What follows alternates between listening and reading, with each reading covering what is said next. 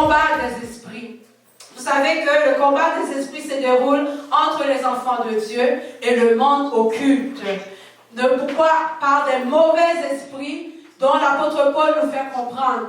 Dans Éphésiens chapitre 5, Éphésiens 6, versets 10 et 20, qui dit « Car nous n'avons pas à lutter contre la chair et le sang, mais contre les dominations, contre les autorités, contre les princes de ténèbres, contre les esprits méchants qui rôdent dans les lieux célestes. » Lorsque nous lisons cette lecture, nous comprenons qu'il y a deux choses qui nous concernent.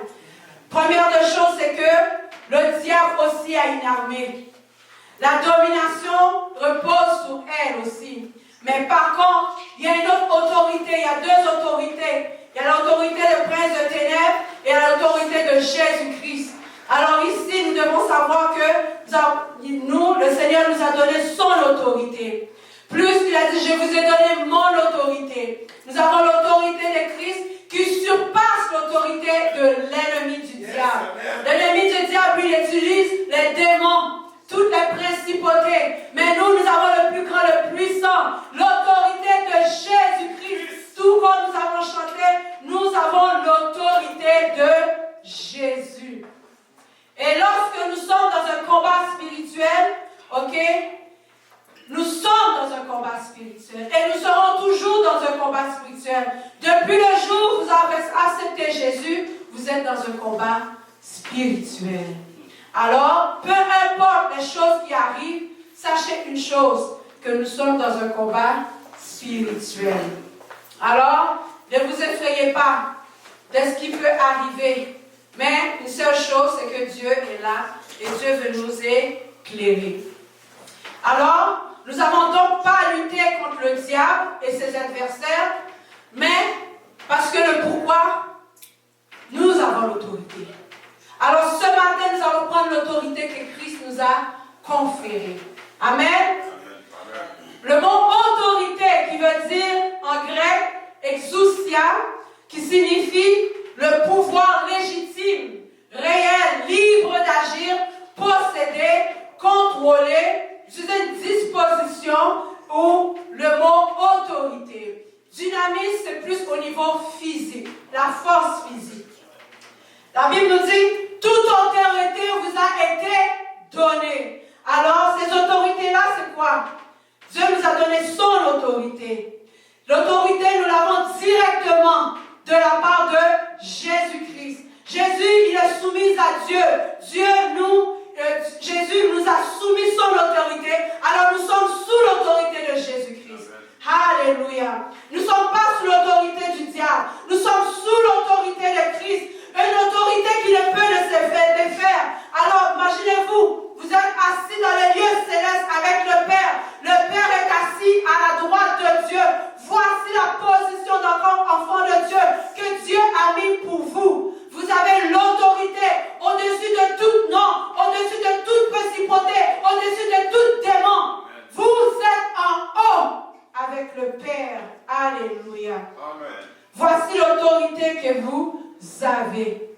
Maintenant, dans cette autorité, lorsque la Bible nous dit, réveille-toi, toi qui dors. Sache que tu as une autorité à l'intérieur de toi. Avec l'autorité qui est en toi, tu ne peux pas t'endormir. Tu dois être réveillé. Parce que Christ est toujours en éveil. Maintenant, en tant que guerrier, pour aller à la guerre, lorsque le guerrier reçoit un appel de l'armée, disons l'armée canadienne, il sait automatiquement, lorsqu'on l'appelle, il devait être prêt.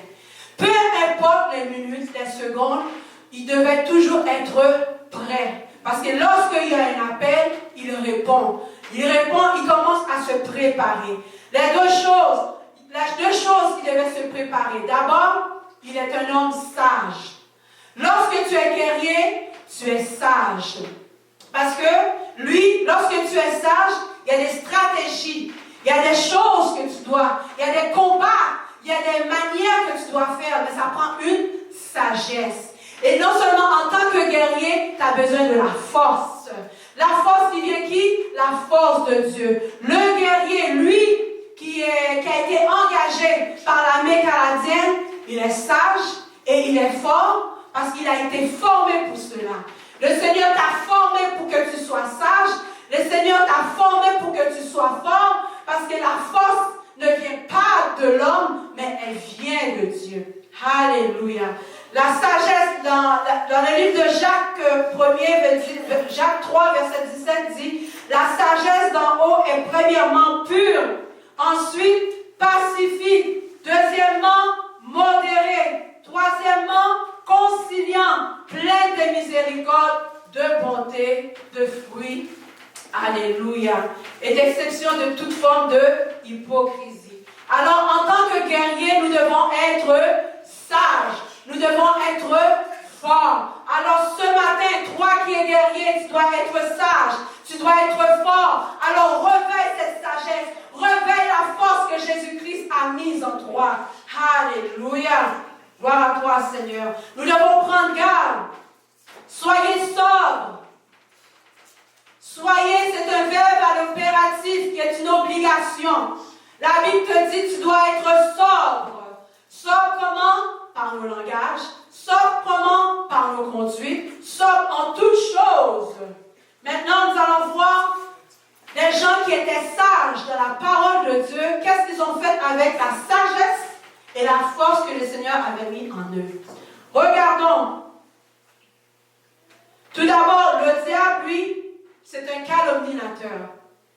Le diable, c'est un méchant, c'est un meurtrier, c'est un meurtre, un séducteur, un tentateur, un accusateur, un oppresseur. Il est cruel. Il cherche quoi? C'est comme un lion rugissant. Il cherche qui? Dévorer. C'est ce qu'il fait continuellement. Minute par seconde, il cherche une porte. Dans la moindre distraction, il cherche pour rentrer. Pour pouvoir quoi? Encore une fois, égorger, voler, détruire et dérober. Et c'est ça son travail. Il fait ça constamment. Alors nous, qui sommes enfants de Jésus-Christ, nous devons prendre garde. Les hommes qui ont été sages, regardons pour voir Jéricho. Vous savez, Josué, lorsque le Seigneur avait dit à Josué, il avait donné une stratégie à Josué. Pourquoi? Pour prendre possession. Il a dit, vous allez faire le tour de la ville pendant 7 jours. Et le 7e jour, vous allez crier. Vous allez déclarer un cri de guerre. Et à travers de ces cris de guerre, vous allez voir les murailles de Jéricho vont tomber. Alors ils ont suivi les stratégies, la sagesse de Dieu. Et puis qu'est-ce qui est arrivé au 7e jour? Ils ont fait exactement ce que Dieu leur a ordonné. Alors ils ont poussé les cris. Et qu'est-ce qui est arrivé? Les murailles se sont tombées. Alors ils ont quoi? Ils ont vaincu. Alors nous, en tant qu'enfants de Dieu, nous devons utiliser les stratégies que le Seigneur nous donne. Et les stratégies que le Seigneur nous donne, c'est uniquement la parole de Dieu, la sagesse. La sagesse de Dieu, elle est puissante. Amen. La sagesse de l'homme, elle est diabolique. Alors le Seigneur veut que nous marchions dans sa sagesse. Pour aller en guerre, ça prend la sagesse. Ça prend les stratégies. Pour aller en guerre, ça prend quoi? La force. Mais vous avez déjà la force de Dieu en vous. Alléluia. Maintenant, Gédéon remporta la victoire contre une multitude. Il y avait 300 hommes en prenant une cruche, la lampe et des cris. Quels cris ils utilisaient? Cris de guerre. Le Seigneur vous a donné chacun de nous un cri de guerre. Et le cri de guerre, lorsque vous criez, lorsque vous parlez en langue, vous faites des cris de guerre. Voici votre cri de guerre. Lorsque vous disiez, oh la chèque la soko. L'ennemi tremble. Vous appelez devant l'ennemi pour dire, oh, la main de l'Éternel, elle est là. Yes. Vous êtes cette armée. Vous êtes des guerriers dans le camp de Dieu. Poussez les cris de guerre. Yes, voici votre cri de guerre. Lorsque vous parlez en langue, tel est votre cri de guerre. Gloire à toi, Seigneur. David, il n'avait qu'un bâton et sa fronde et une pierre. Et puis avec ça, il s'avançait contre le géant.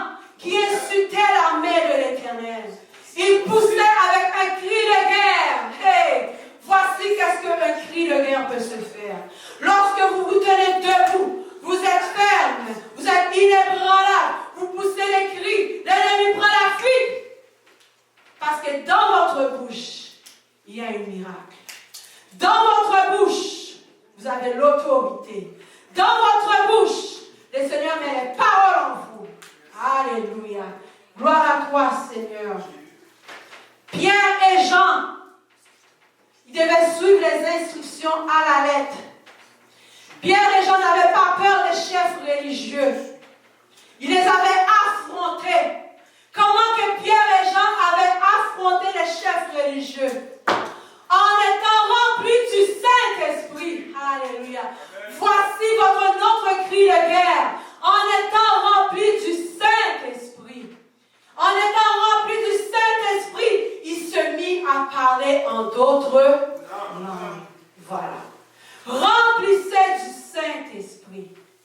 Avec le Saint-Esprit, qui peut s'oser? Hey, le Saint-Esprit, c'est lui qui prend contrôle. Quand le Saint-Esprit est là, l'ennemi prend la fuite. Amen. Alléluia. Alors c'est pour cela, au reste, fortifiez-vous dans le Seigneur, par sa force toute puissance. Revêtez-vous de toutes les armes de Dieu, afin de pouvoir tenir ferme, comment? Contre les ruses du diable. La force de Dieu. Pour mener un combat, nous avons besoin de la force de Dieu. Et le Seigneur vous a donné sa force. Il vous a déjà donné sa force. La joie du Seigneur est ma force. Lorsque vous êtes dans la joie, vous avez la force de Dieu. Allez, prenez la force du Seigneur. Prenez la joie qui est le fruit de l'Esprit. Alléluia. Pour combattre, pour mener le combat. Alléluia. Parce que pour mener ce combat, ça prend la force de Dieu qui agit puissamment en lui, selon 1 Colossiens 1, verset 29. Alléluia. Et telle est la force du Seigneur et notre force. La force du Seigneur, c'est votre force. Alléluia. Maintenant, pour devenir cet homme de guerre, il y a un prix à payer. Il y a un prix à payer pour être un homme et une femme de guerre. Vous savez, la mère Zébédée, il y avait 2 fils. Elle disait, je veux qu'un de mes fils soit l'un à ta gauche et l'autre à ta droite. Et le Seigneur a dit, vous ne savez pas ce que vous demandez pour pouvoir boire la coupe. Alors il répondit, il est vrai que vous boirez ma coupe, mais pour ceux qui êtes assis à ma droite et à ma gauche, cela ne dépend pas de moi. Et c'est uniquement le Père à qui il a réservé. Ce que je veux dire, la coupe du Seigneur, ce n'est pas tous qui peuvent la boire. La coupe du Seigneur, pour être à la droite, pour être à la gauche, il faut prendre cette coupe au complet. On ne peut pas prendre la coupe à moitié. Et elle est réservée uniquement selon toi, selon ta décision. Ce n'est pas la décision de quelqu'un d'autre, selon toi. Alors, pour boire cette coupe, il y a des règles. Pour boire cette coupe, d'abord, il y a un renoncement de soi. Sans le renoncement de soi, on ne peut pas boire la coupe du Seigneur. Jésus, dans Matthieu 16, le verset 24 dit, Jésus leur dit à ses disciples, si quelqu'un veut venir à moi, qu'il renonce à lui-même, qu'il charge de sa croix et qu'il me suit. Tu dois avoir le renoncement de soi, le renoncement. Pour suivre Seigneur, pour boire la coupe, tu dois t'oublier. Tu dois te charger de la croix. Tu dois prendre tout ce que la croix offre. Et c'est ainsi, si tu veux être à sa droite ou tout comme à sa gauche. Alléluia. Pourquoi l'homme de guerre est en moi?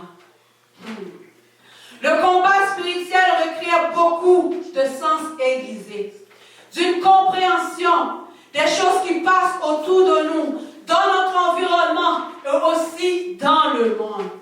Le combat, lorsque le combat spirituel, vous avez deux choix. Premier choix, soit que vous soyez victime, soit que vous soyez criblé de mal par le diable. Deuxième, soit que vous soyez sérieux, vous creusez, vous combattez, vous mourrez à vous-même, vous buvez la coupe, vous prenez la croix, vous marchez avec. C'est deux choses. Soit je suis victime, ou bien je prends ce que Jésus me dit de prendre. L'une des premières étapes, c'est avoir une bonne conscience. La première conscience, c'est de savoir c'est quoi ta position en Jésus-Christ. Quelle est ma position en Jésus-Christ? Ma position, c'est que d'abord, je suis un enfant de Dieu. La plus grande position que vous pouvez hériter, enfant de Dieu. Il n'y en a pas d'autre position. Ce n'est pas le titre d'un pasteur. Ce n'est pas le titre d'un apôtre. C'est pas ça un prophète. Non. Ta plus grande position que tu pouvais hériter, c'est que tu es un enfant de Dieu. Amen, amen, amen. Voilà ta plus grande position. Au-dessus de toute chose, il s'agit d'une position de victoire. Car nous sommes au-dessus de tout, selon Éphésiens 1, le verset 20 à 21. Ensuite, nous devons avoir une conscience que nous sommes des héritiers.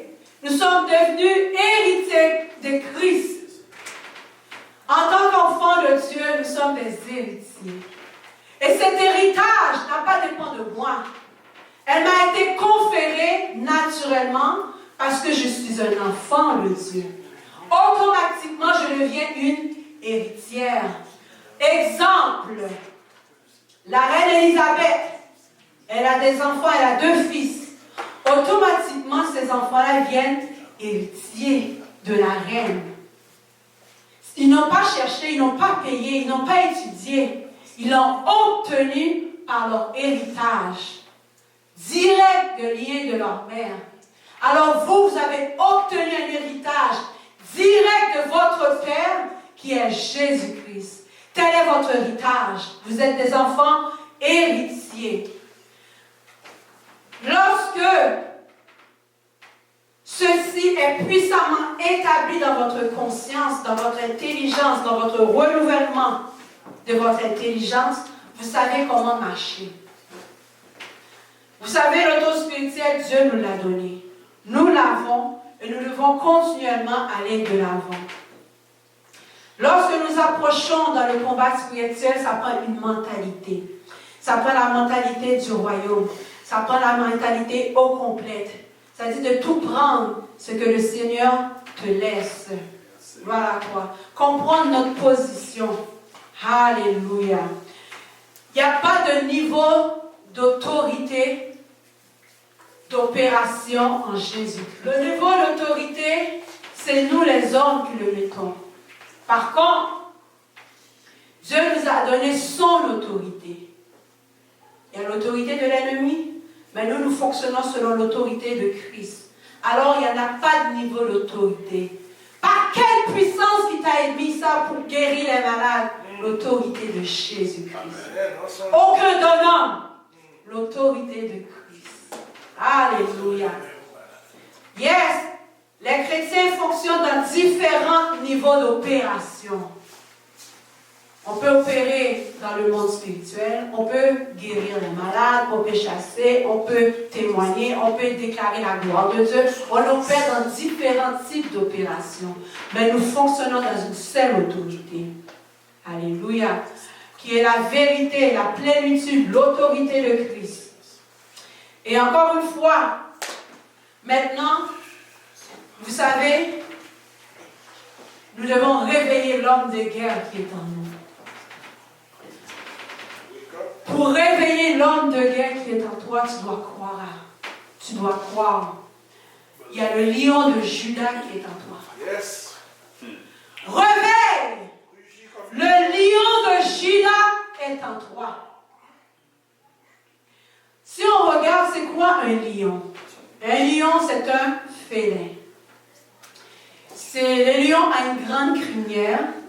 Et le lion est la deuxième, après le tigre, le lion c'est l'animal le plus long. Et le lion mâle, c'est occasionnellement elle chasse. Il est chargé de combattre les instructions sous son territoire qui sont menaçantes dans le trouble. Le lion, qu'est-ce qu'il fait? Une rugit. Alors, ce matin, rugissez. Nous allons rugir ensemble. Encore. Encore. Allez, je vais. Parce que le lion de Juda est en vous. Rugissez. Voilà. Yes. Lorsqu'il y a une menace, rugissez. Le lion de Juda est en vous. Pour le judaïsme, d'après le livre de la Genèse dans l'Ancien Testament, la tribu de Juda était l'une des tribus d'Israël qui était traditionnellement représentée par un lion. Dans le livre de la Genèse, le patriarche Jacob désignait son fils Juda comme un jeune lion. Maintenant, dans le christianisme, pour la tradition chrétienne, le lion de Juda représente qui? Jésus. Le verset nous montre que dans l'Apocalypse, ne pleure point. Voici le lion de Juda, le rejeton de David, a vécu pour ouvrir le livre de 7 oiseaux selon Apocalypse 5, verset 5. Alors le lion de Juda qui est Jésus-Christ, il est en toi, il rugit, il te dit l'homme de cœur qui est en toi, il veut rugir parce qu'il voit dans son territoire, il y a des menaces, il y a des gens qui viennent attaquer son territoire, il réagit, il rugit. Alors homme de guerre, réveille-toi, fais révéler le cœur, fais révéler l'homme de guerre qui se trouve en toi. Le lion veut bouger. Le lion veut agir. Il y a des menaces dans son territoire. Il y a des menaces dans votre quartier. Il y a des menaces dans votre demeure. Il y a des menaces. Alors rugissez. Réveille-toi, homme de guerre. Réveille-toi, soldat. Réveille-toi. Alléluia. Alléluia. Le lion est en toi. Selon 1 Corinthiens 6, verset 17 dit, mais celui qui s'attache au Seigneur est avec lui d'un seul esprit. Tu es connecté avec Jésus. Je suis connecté. On est un seul esprit. Il n'y a pas d'autre esprit. Alors le lion rugit en toi. Il te dit réveille, toi qui dors. Réveille. Alléluia. Oh, la chaka.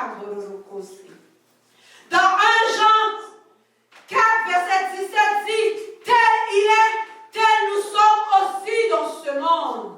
Jésus-Christ est en toi. Le grand guerrier est en toi. Il veut bouger. Il veut faire des actions. Oh, il veut saisir sa proie. Il veut saisir les œuvres de ténèbres. Parce qu'il est venu pour détruire les œuvres de ténèbres. Il est en toi. Le lion de la tribu de Juda est en toi. Le grand guerrier est en toi. Oh la chaka mororosoka. Oh la kante. Qu'est-ce qu'un guerrier? Un guerrier est une personne qui a su démontrer ses habiletés pour contribuer contre tous les obstacles qui se sont présentés dans sa vie. Un guerrier est une personne qui continue à être debout quand la majorité des personnes autour ont abandonné et ont quitté. Un guerrier est une personne qui a décidé de battre pour les autres. Lorsque le soldat de l'armée canadienne l'appelle, c'est pour combattre pour son pays, pour le royaume. Vous, le Seigneur vous appelle pour combattre pour le royaume de Dieu. Oh, la chaka. Un guerrier est une personne qui a pris la décision d'être une personne armée dans le combat.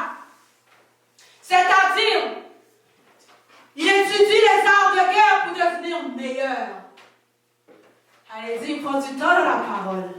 Il lit la parole de Dieu. Il médite la parole de Dieu. Alléluia. Il regarde les tactiques. Comment la dernière guerre, oui, l'ennemi avait fait telle façon. Maintenant, Seigneur, toi qui as la sagesse des saints, toi qui as les munitions, alors je vais prendre la parole de Dieu pour appuyer. Oh, la chakambéli. Un guerrier est une personne qui décide de suivre Christ. Peu importe le coup, il va suivre. Il va aller jusqu'au bout de la situation. La pensée des guerriers est indispensable. Le pourquoi? Parce qu'il suit le plan de Dieu. Le plan de Dieu est important pour lui. De la même manière, le guerrier que l'armée canadienne a appelé, il doit suivre exactement le plan qui lui a été conféré. Il ne peut pas ni à la gauche ni à droite. Il doit suivre exactement les stratégies qu'on lui a données. Vous avez les stratégies. Vous avez la parole de Dieu. Oh, la chaka, la soko. Gloire à toi, Seigneur. Les guerriers s'imposent une discipline complète. Il est constant. Il se développe. Il a le discernement pour discerner qui se présente devant lui. Il apprend à méditer la parole. Le guerrier, il est rempli de sagesse. Quand je parle de sagesse, il est rempli de paix de l'évangile. Amen. Il est rempli de paix. Nous n'avons pas lutté contre la chair et le sang. Vous pouvez éteindre toutes les traits enflammées du malin. Les paix qui représentent la parole de Dieu. Prenez la paix de l'évangile. Prenez la paix. Prenez le bouclier de la foi pour éteindre tous les traits enflammés du malin. Les balles viennent à gauche. Paf! Le bouclier de la foi. Je me tiens ferme. Oh, la chakambou. Je me tiens ferme. L'ennemi essaie de me crier de mal. Au nom de Jésus-Christ, je me tiens ferme. Le bouclier de la foi. Avec ça, tu éteins tous les traits enflammés du malin. Prenez ton bouclier. Prenez ton épée. Prends ton épée. L'évangile, qui est la puissance de Dieu. Gloire à toi, Seigneur. Il y a différentes. Vous savez quoi? Pour être guerrier, il faut être stable au niveau émotionnel. Parce que, en suivant les règles de Dieu, peu importe, parce que quand le Dieu te parle, tu suis exactement. Le guerrier doit être stable au niveau de ses émotions. Le pourquoi? Pour ne pas agir selon les émotions, mais il doit agir selon ce que le Père lui dit quoi faire. Non ses propres émotions, mais selon ce que Dieu lui dit quoi faire. Alors, Hébreux 4, verset 12 dit, sa réflexion n'est pas d'avoir si on devait obéir, mais comment faire pour accomplir sa volonté. Les différentes caractéristiques d'un chrétien, d'un guerrier, premièrement, il a son vêtement arsenal. On reconnaît les soldats, on reconnaît les guerriers qui vont à la guerre. Ils ont un habit vert, parfois un habit beige, tacheté. On les reconnaît automatiquement, ils sont identifiés. Yes, ils sont identifiés. Lorsque tu identifies le guerrier par ses bottes, tu peux identifier le guerrier par son arme, tu peux identifier le guerrier par le casque qu'il porte sous sa tête. Aujourd'hui, le Seigneur vous dit que vous êtes des guerriers. Il peut vous identifier aussi. Voici le vêtement que Christ vous a donné. En tant que guerrier, vous avez obtenu un vêtement de guerre. Le Seigneur dit, il a mis son manteau sur vous. Vous êtes revêtus d'un habit, alléluia, d'un habit royal. Oh, la chakata. Vous êtes revêtus de Christ. Voici votre habillement. Personne ne peut vous démarquer lorsque vous êtes revêtus de Christ. Vous êtes vus.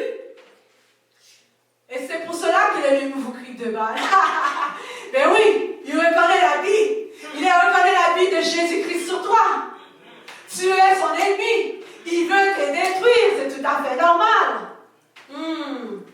Alors, mais ton habit n'est pas l'habit de soldat, de Canadien de l'armée, lui, est vert ou beige. Mais ton habit à toi, elle est blanche. Elle est pure. Oh, Gorashika. Elle est pure. Alléluia. Ton habit, elle est pure. Ton habit est protégé. Ton habit, elle est identifiable. Ton habit, elle vient de Jésus-Christ. Pas n'importe qui. Dans l'armée, c'est des hommes qui ont fabriqué les habits. Mais toi, l'habit que Christ a revêtu, c'est lui qui l'a fabriqué pour toi. Tu n'as pas été habillé par aucun homme, mais tu as été habillé par Christ. Alors revêtez-vous. Prenez la couverture, le vêtement que Christ a mis en vous. Alléluia. Gloire à toi, Seigneur. Nous sommes revêtus de Christ. Et dans cet habit, plus que le Seigneur nous a revêtus d'une couleur particulière qui est choisie de Dieu, nous sommes revêtus de Christ. Peu importe le temps, mais ce vêtement-là, elle ne change pas de couleur. Elle ne jaunit pas. Elle reste pure. Oh, la candie. Elle reste pure. Pourvu qu'on reste toujours dans l'obéissance. L'Église demeurait dans l'obéissance. Debout, toi qui dors entre les morts, réveille-toi. Christ clairera. À la guerre, les hommes, quand les hommes vont à la guerre, ils sont morts. Lorsqu'il y a plusieurs soldats qui vont à la guerre, et ils ont été victimes, ils ont été touchés, beaucoup d'eux sont morts. Mais vous, ils sont morts physiques. Mais le Seigneur ce matin, il dit, debout, toi qui dors entre les morts, en tant que soldat, le Seigneur ne parle pas au niveau physique. Il te parle en tant que spirituel. Il te dit debout. Réveille-toi.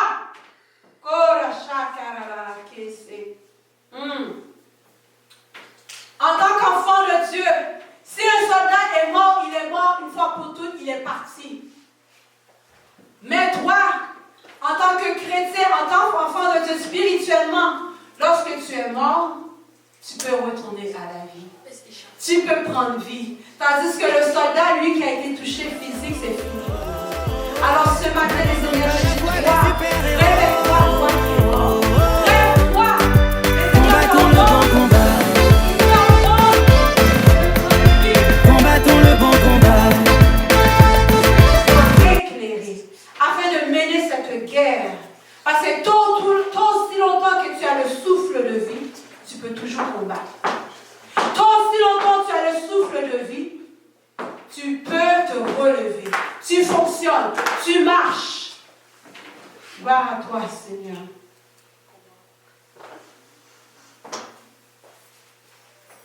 Les fruits de l'esprit est la caractéristique même importante du combat spirituel. Alors, nous qui sommes l'Église, nous devons nous revêtir de quoi? Des fruits de l'esprit. Remarquez dans Galates 5, versets 22 et 23, dit, chaque fruit de l'esprit peut être utilisé de façon défensive et offensive. Contre l'ennemi, les fruits de l'esprit représentent parfaitement les différentes caractéristiques de la nature de Dieu. Ils sont parfaits, c'est le reflet d'un vrai guerrier.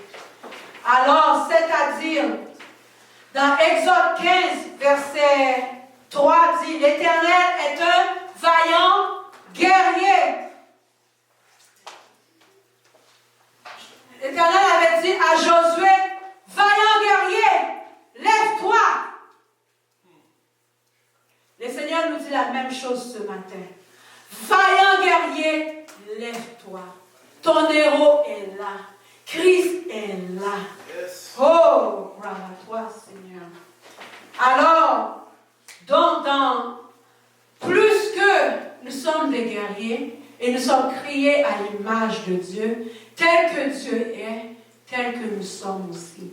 Dieu est un guerrier, Vous êtes des guerriers et des guerrières. Alors prenez la position en tant que guerrier. Renoncez, mourir à soi-même. Vous revêtir de la puissance, la force de Dieu. Prenez la sagesse et surtout les fruits de l'esprit. Marchez avec les fruits de l'esprit. Avec les fruits dont l'amour, la joie, la paix, la patience, la bonté, la fidélité, la foi, la douceur, la tempérance. Chaque expression de ces fruits-là est contre la puissance de ténèbres. Vous pouvez éteindre les traits enflammés du malin avec ça. Le contraire de l'amour, c'est quoi? C'est la haine. Le contraire de la joie, c'est quoi? La tristesse. Mais c'est ce que constamment l'ennemi envoie ces vieux fruits-là. Dans le but de nous atteindre, de nous toucher, mais surmonter à travers des fruits de l'esprit. Si quelqu'un qui est attaqué par la haine, il va répliquer certainement par la haine. Mais le Seigneur lui dit, replique comment? Par l'amour. Replique comment? Par la bonté. Replique comment? Par les fruits de l'esprit. Rappelons-nous une chose, que la loi de l'esprit de vie sont supérieures que la loi de péché et de la mort. Selon Romains 8, verset 2. Chaque expression de fruit peut être utilisée comme une réponse, comme un outil de combat, comme une attaque spirituelle. Alors, une chose, vous devez comprendre, il y a deux caractéristiques importantes pour guérir. Si vous l'avez presque tout, alors vous pouvez fonctionner. Mais si vous ne l'avez pas, allez développer votre intelligence. Renouvellement de votre intelligence. Telles sont les vertus de Christ pour vous. Alléluia. Vous savez que pour remporter la victoire olympique, ça prend une discipline. Vous devez discipliner votre vie. Une vie sans discipline, vous allez passer à côté. Tout désir d'un athlète qui veut obtenir quelque chose, qui désire d'être couronné, doit se discipliner. Il n'y a aucun combat sans discipline. Alors le Seigneur vous donne les outils. Deuxième illustration pour Paul dans le combat. Lui, il devait se discipliner constamment. Si tu veux être couronné, il y a des règles à suivre. Non pas tes propres règles, mais ce qui a été établi une fois pour toutes, qui est écrit, peu importe qui tu es, femme, homme, tu dois te soumettre à ces règles, qui est la parole de Dieu. Pour devenir de vrais guerriers, voici qu'est-ce qu'il faut faire. L'ennemi veut vous détruire. Alors ce matin, rugissez. Rugissez. Le lion qui est en vous rugit. Ça fait longtemps qu'il rugit. Il veut agir. Il ne veut pas s'endormir. Il veut faire des actions. Pour faire des actions, il vous demande de vous mourir à vous-même, de le laisser agir. Qu'est-ce qu'un guerrier spirituel fait en permanence? Il prépare le prochain combat. Il fait des lectures. Il va dans les séminaires, conférences. Il prépare des stratégies. Alléluia. Il fait de l'évangélisation. Il confesse. Il prend les méthodes, les bonnes méthodes. Il impose les mains aux malades. Il chasse les démons. Il guérit. Il analyse ses derniers combats. Oh, il est revêtu de force, de tout. Alors ce matin, vous qui êtes des guerriers, rugissez parce que le lion de la tribu de Juda est en vous. Alors nous allons rugir ensemble en conclusion. Rugissez. Encore. Prière et foi dans le bon combat. L'amour triomphe dans le bon combat. Alors persévère, reste pas faire, non. Persiste quand tout s'avère mal. Les diables on les saute et les flèches on les cale. Si la tempête gronde, début de garder son calme. Debout soldats du Très-Haut, n'abandonne pas la foi des super-héros.